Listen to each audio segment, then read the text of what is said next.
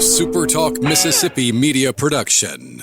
If you're feeling anxious about your investments with all the economic volatility and chaos in Washington, tune in to SuperTalk Jackson on Wednesdays from 9 to 10 a.m. and Sundays from 8:30 to 9:30 a.m. for Element Wealth Radio with Jeremy Nelson. Learn more at myelementwealth.com.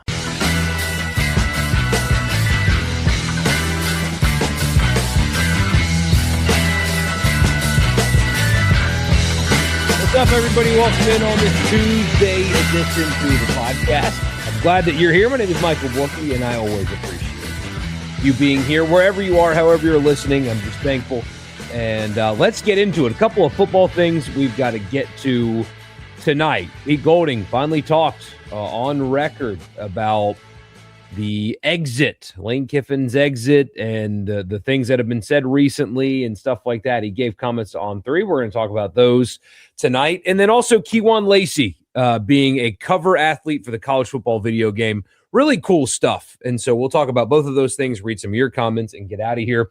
We obviously know that Auburn is going to be the opponent for Ole Miss in the Super Regional. That will get started on Friday night. We will be live after the game Friday, after the game Saturday, and then we will go live at the usual time on Sunday, regardless if they play or not or whenever that ends. So live after the game Friday, live after the game Saturday, and then we'll just go live at the usual time on Sunday. But again, I'm glad you're here. Don't forget to subscribe wherever you get your podcast. Just search the name, search Rebel Report, and subscribe.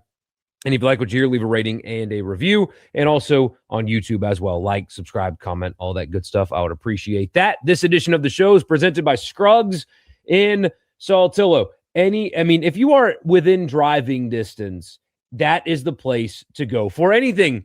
For your hunting land, your backyard, your property, whatever it is, they've got everything you need for your home, inside, appliances, home furnishings, home improvement projects, and then, of course, for the farm or the lawn or the garden. It's all there. And also 0% on John Deere mowers and tractors, 0 turns, 36 months. 5 Series tractors, 84 months. Compact tractors, 72 months. Commercial mowers, 36 months. All of those 0% financing on John Deere and then 1.9% on a Gator. Go check them out. 3575 Tom Watson Drive in Saltillo. They've got, again, everything you need under one roof. And then when you go, tell them that it was me that sent you there. Okay. Let's start with Pete Golding's comments to Chris Lowe at On 3. By and large, has not really spoken really at all on record about the end of last season and that kind of stuff, but has chosen to do that with Chris Lowe. Some really interesting quotes here. I'm going to read through them all and then get to some thoughts on it. So it's going to be I'm going to kind of have to read a lot, and that's not great podcasting if you're reading. You should just be talking, but still, here is what he said to Chris Lowe at On 3. This is Pete Golding, of course. I still get probably 10 texts a day from Lane, a lot of the same screenshots everybody else does and everything else. When it first occurred, his leaving for LSU, there wasn't any bad blood. That's a great job. But then some things occurred throughout the process, and we didn't talk for a little bit. Finally, I was like, hey, man, look, there's a professional side of this, and then there's the personal side of this. But from a personal standpoint, I had to get some things off my chest on how things went down, and I did. According to the article, Golding said his chief issue with Kiffin was the way that other people at Ole Miss were impacted throughout the whole process, staff members and players, and how players were left to wonder if their position coaches would be poached during the most important part of the season, and even players themselves being tugged at directly or indirectly to follow Kiffin. Chris, I appreciate that last sentence. It was all directly. You know, it is what it is. Back to the quotes. Quote, I could have written a book on how it was going to happen. I knew what was going to occur. I knew that side of him really well, and we complimented each other, I feel like, when we were both here. So I get there's a competitive part of the job, and you do what you need to do, and that's the environment we're in. I get that type of stuff, but my issue with Lane was what he did to the other people around him, the position they were put in, and then the perception of what it was. I just told him I'm not going to sit here and tell you I can respect that because I don't. I can understand the competitive part, but not the rest of it with the players and the other people in this building. I think there was a part of it that he doesn't want this place to have success because then Lane Kiffin wouldn't have anything to do with it, right? I'm not saying he wishes anything bad upon us. I just think that there's a competitive part of everybody when they leave a certain place. Very few people, in my opinion, that truly want what's best for that place when they leave for another job. They want to be able to pat themselves on the back and say, hey, I was the reason for that. I knew that was always going to be the case with this one in Lane. End quote. So there's a lot there, and I have a lot of thoughts on that. First of all, there's the good, and then there's the, I don't know if it's even bad, but anyway. The good is that is somebody defending you, the fan, and your institution and your team almost largely for the first time. Now, after the Vanity Fair stuff and the article after article after article from the last couple of weeks that, we've talked about, that changed. You had a whole lot of college football media and just kind of fans and commentators at large come to Ole Miss's defense because it was a little ridiculous and poorly timed and over the top and all of the things that came with that, right? But during that whole process last season, Ole Miss was not defended the way that it frankly should have been. We've talked about the things that were said on College Game Day, and that entire discourse was truly disingenuous because they kept talking about, do what's best for the players. What's best for the players? Well, what's best for the players is if this stuff wouldn't have been going on. That's what's best for the players, is to have coaches that are completely locked in on putting them in position to win games and literally nothing else. That is what is best for the players. And any suggestion that anything else would be best for them is disingenuous hackery. But that's what you got on the set of College Game Day. A lot of people were put through a lot during that process. We don't need to relitigate that. You guys are very familiar with how all of that went, how that felt from administrative to just regular fans to the players on the team and the uncertainty around it all. Lower level members of the coaching staff. It was a disaster.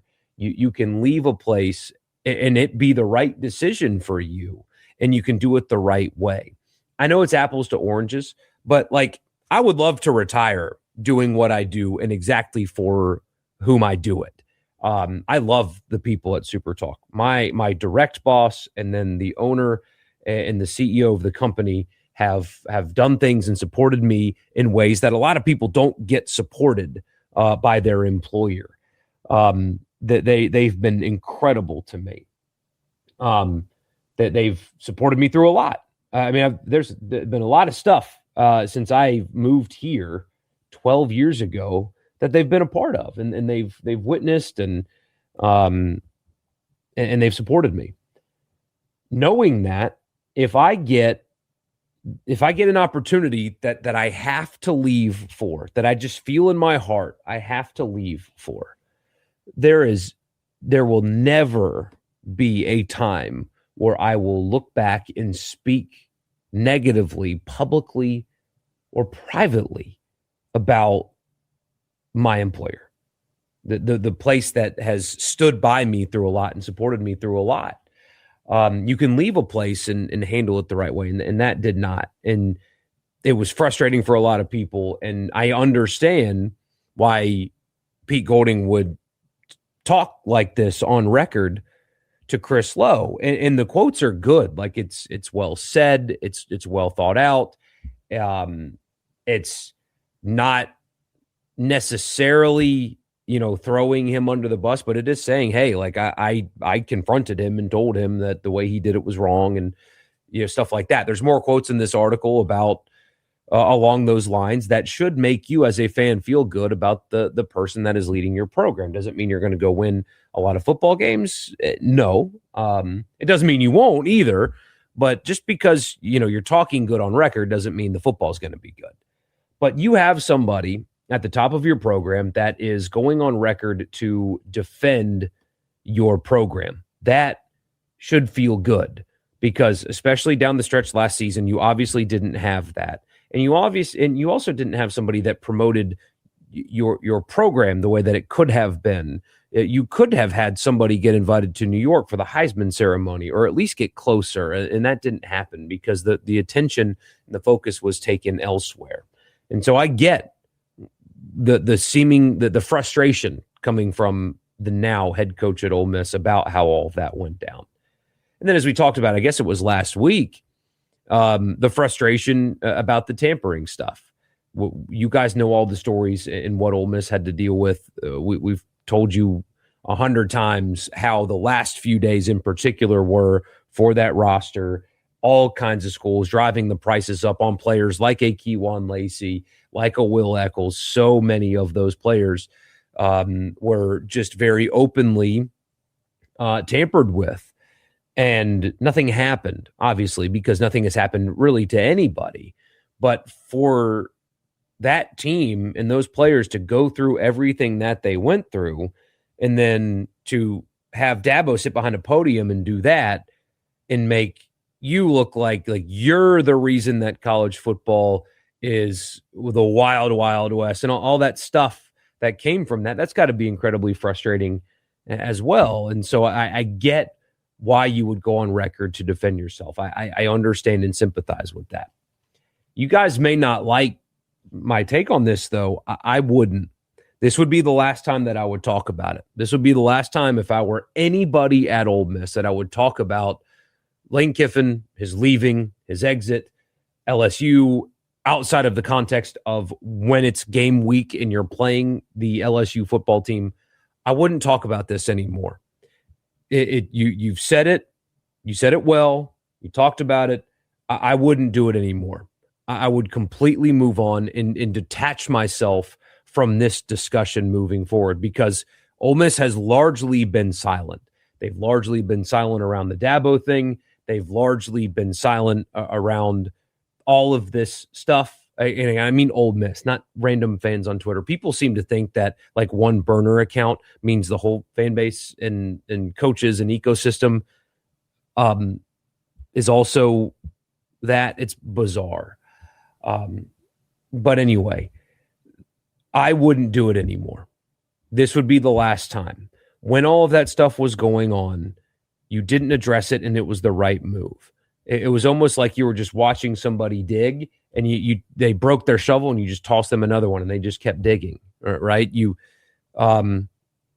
came out of all of that saga looking good. I mean, whatever cliche you want to use, never interrupt your enemy when they're making a mistake, whatever. But more importantly to me, I think the best response to a situation like this is to be above it. If multiple articles talking about a breakup is beneath you, then allow that to be beneath you.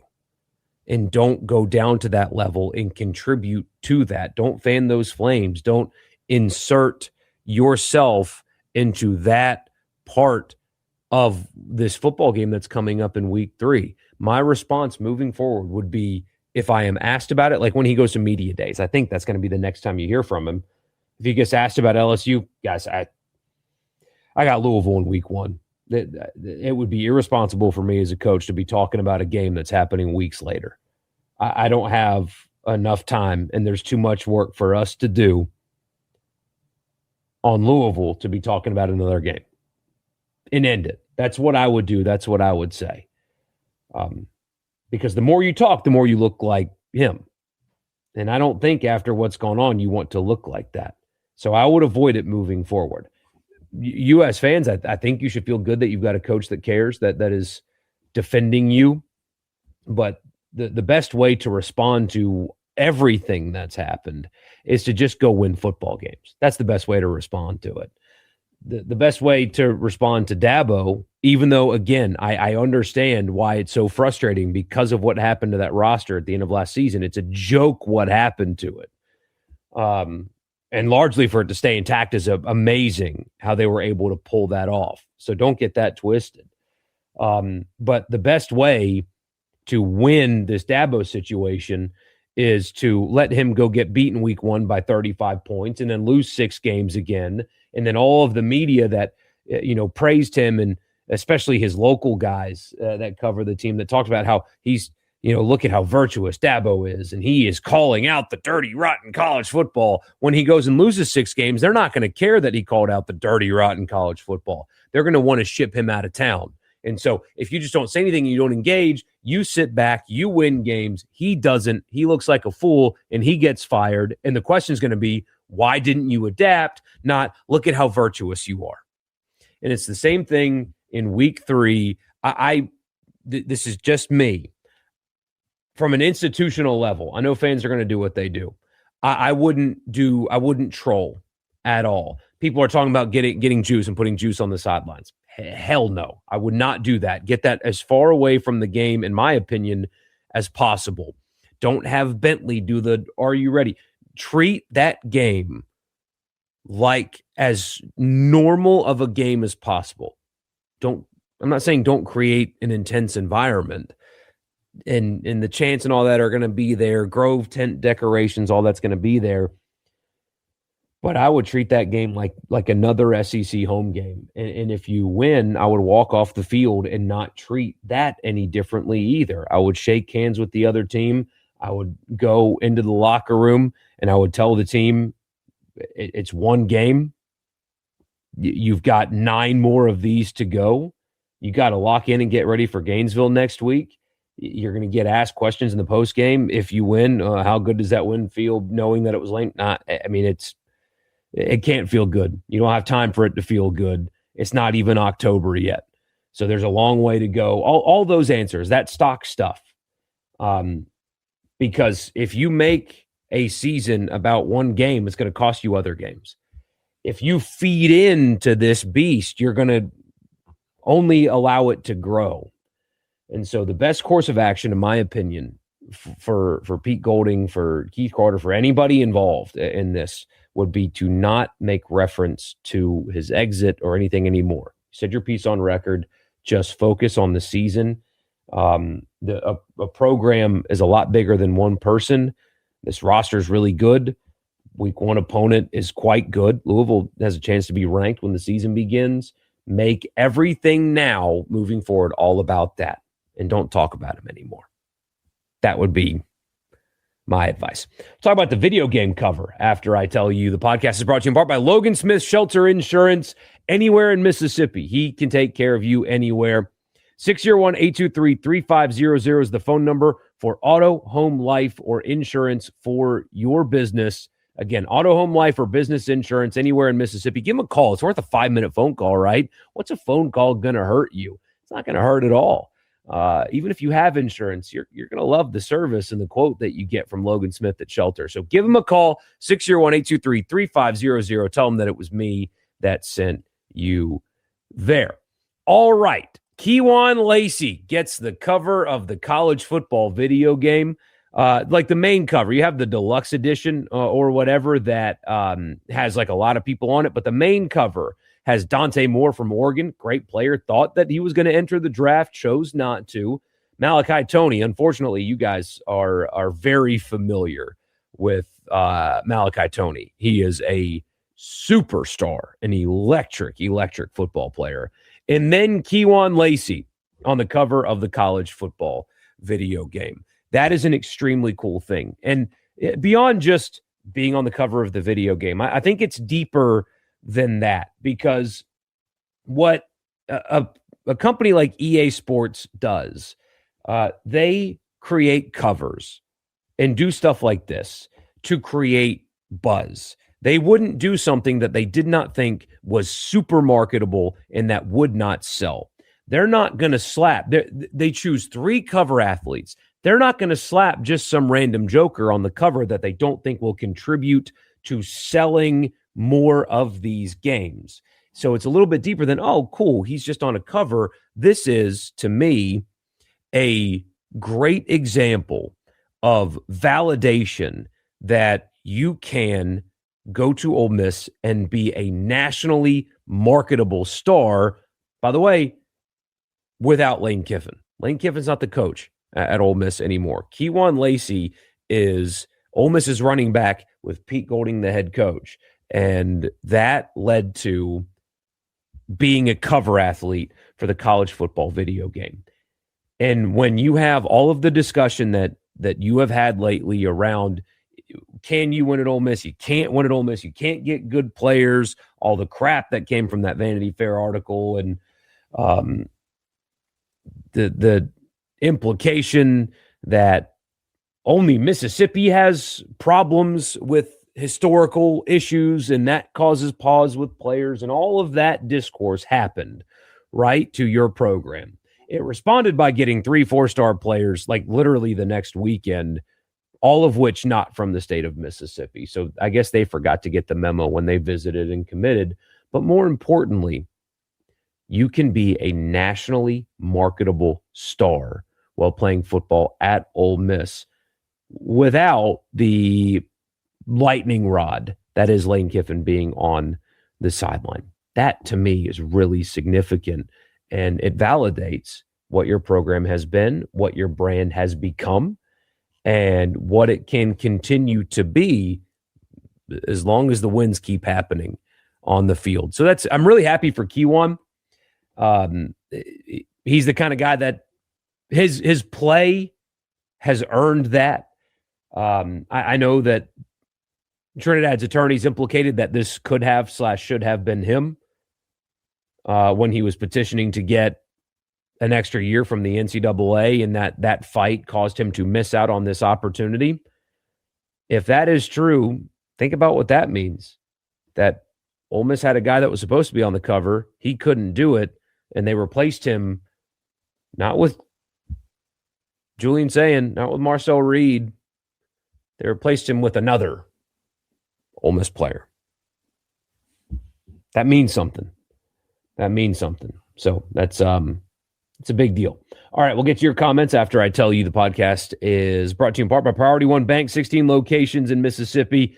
So there's likely to be one near you. Also, local loan servicing and decision-making. It's an outstanding on the online banking platform. Check them out. Bank with me at Priority One Bank. And then Advantage Business Systems, absms.com for all of your Mississippi office technology needs.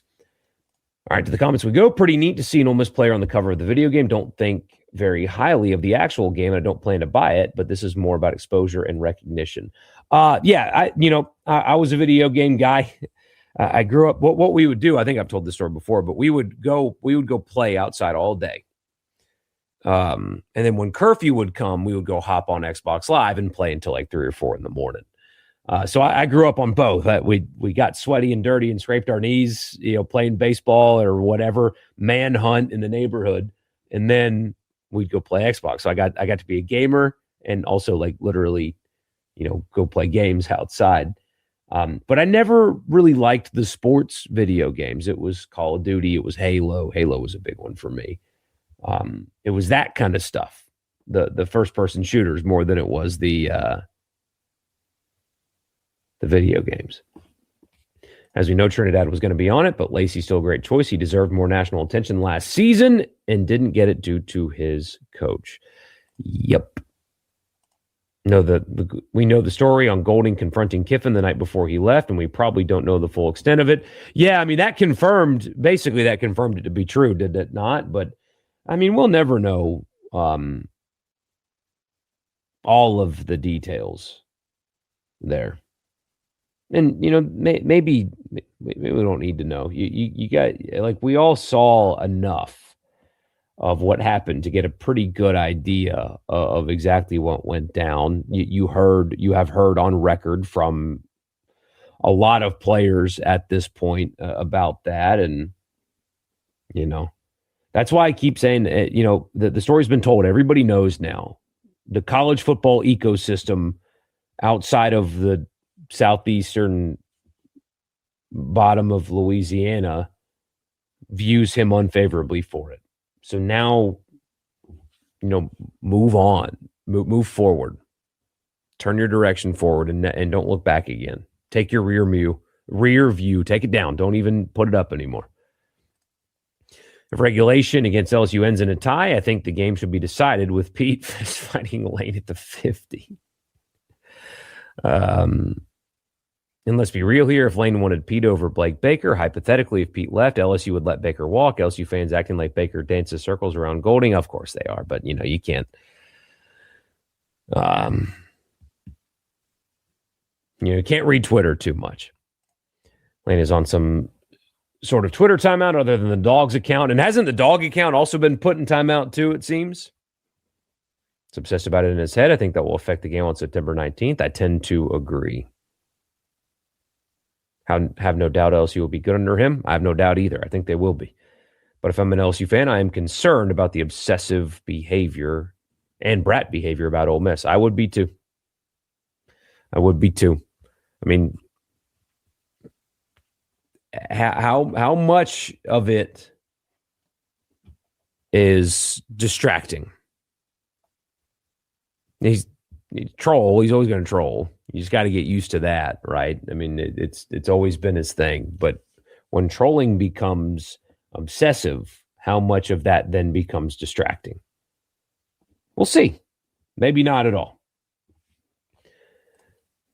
Pete may not work, or he may be great. This offseason, he gets an A to A+. Not much else you can go off of right now, but he did coach 3 playoff games effectively. Yeah, I mean, the offseason's been great. They've maintained momentum. Their high school recruiting well. They signed the number 2 portal class. The staff was good. There's no other grade that you can appropriately give him for how this has been handled. I would love to hear an argument other than, oh, he sucks, because you do see that. I mean, like a real, like, coherent argument for why his off-season grade to this point is anything other than that. Off topic, but the West Virginia celebration after beating Kentucky was one of the coolest things I've seen in sports. Yeah, that was really sick, wasn't it? Yeah. West Virginia, cool place. Good to see baseball feeling that important around the country. Such a good thing for the school to have Lacy on the cover. It's huge. Still have SEC Media Days to go over all this crap, and then College Game Day will hammer it during the LSU Love Fest Week 1. Oh, and yes, it'll get relitigated, and the same things will get said. They'll say, what's going to be funny is they'll say one thing on Week 1, and then when they go to Oxford in Week 3, they'll say something different. They'll soften it a little bit, but don't know why West Virginia feels like an SEC school to you. They give you SEC vibes until you go. Until you go. I hear you, though. I mean, they really do care. Has to be the best weekend of regionals that I can remember. I can't wait for Supers. I think it's going to be a lot of fun. Clemson will lose by 20, and Dabo will get another call from Tyler in Spartanburg. Tyler. And that's the thing. That's why, I mean, a similar phenomenon applies to what we're talking about here with Ole Miss, though. I mean, it's easy to win off seasons. It's a lot more difficult to win during the season. If you don't win during the season, nobody's going to remember the good that you did in the off season. If Dabo doesn't win, nobody's going to think highly of what happened in late January. Everybody's going to point to that and be like, oh, that should have known how out of touch that he was. It's easy to win off seasons. You can almost just get Archie Neal to represent them that day of the LSU game. I do think your guest picker situation is going to be Eli for sure. Do see the game day people taking a jab at Ole Miss over the CAA stuff. I can also see our crowd booing the game day host. I think it'll be worse than that. I think it's clear that they but the thing is, it wasn't just Ole Miss people that were calling out the CAA connections. That there were college football media people that were like, hold on, this is a Sexton client. You guys are saying this, and sure enough, you guys are as well. Nobody that is not represented by Sexton is defending all of this. And yet here you are. You know what I mean? More people pointed that out than just, Ole Miss people. But still, point valid. Louisville's going to be almost like a palate cleanser for a freaking Week 1 game. Oh, I mean, there's a lot on that game. I keep saying this. Louisville is good. They're going to be well coached. That game is going to be tough. They're going to be ranked, I think, when the season starts. Your advice is what I suggest they do as well. Yeah. Wonder if they put the BTA celebration in the game. That would be pretty cool, wouldn't it? Dante Moore's pretty good, but I think he's a little overrated. Malachi Tony's elite. I wonder. Dante Moore's so young, though. That's his upside, is he's so young, right? Isn't he 19 still? No, he's 21 now. I made that up, but he's still young. He just turned 21. So he will be at the draft at 21 years old as a quarterback with multiple years of starting experience in the Big Ten. There's the value there in him. What's up, honey? You okay? June keeps moving around. Obviously, Lacy had to wear the powder blue uniform on the cover. It's not my favorite, but nationally it gets eyeballs. Yes, nationally people love that. Getting anything higher than an overkill in Halo multiplayer hit so hard. Still remember the Killionaire from Halo 3. Man, in the music, right? I was talking about this on the radio show today. That you remember the LAN parties? Are you guys my age that you did that? Where it was right around when Xbox Live was starting, really. But you could bring your Xbox and then connect them to each other. LAN parties, LAN, and I mean, we would go set up in one of our buddies' basements growing up, and we would have like 6 TVs, and we would do 3-on-3.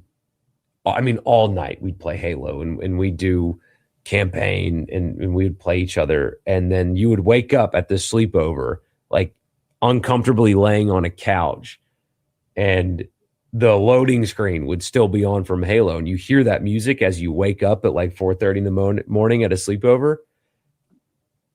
That feeling is hard to replace, you know. I'm a nerd. I don't care. If you played Halo back in the day, you know exactly what I'm talking about. Waking up at a sleepover, hearing the load screen music, the piano and oh man. It brings me back. I cannot wait. To play Halo with my son. I cannot wait. We're years away from that, but I can't wait. Gaming in general peaked in the 2000s. Halo, Mass Effect, BioShock, Uncharted, GTA. Whew. Is Louisville the most pressure-packed opener for Ole Miss since Florida State in 2016? Absolutely. That answer is yes. Absolutely. I mean, there's a lot of pressure on Pete Golding in particular to have that team. I mean, sharp and like comfortably winning that game. If they win 28-27, that would be a good win. It's a neutral site game against a ranked team. People will be anxious about that result if that happens. Anything short of a comfortable win, and people are going to be like, uh-oh, and there's going to be like this anxious energy because I think context is going to be lost on that game considering the opponent. I really do. Louisville has a chance to win the ACC. I don't think they will. Miami's the clear favorite.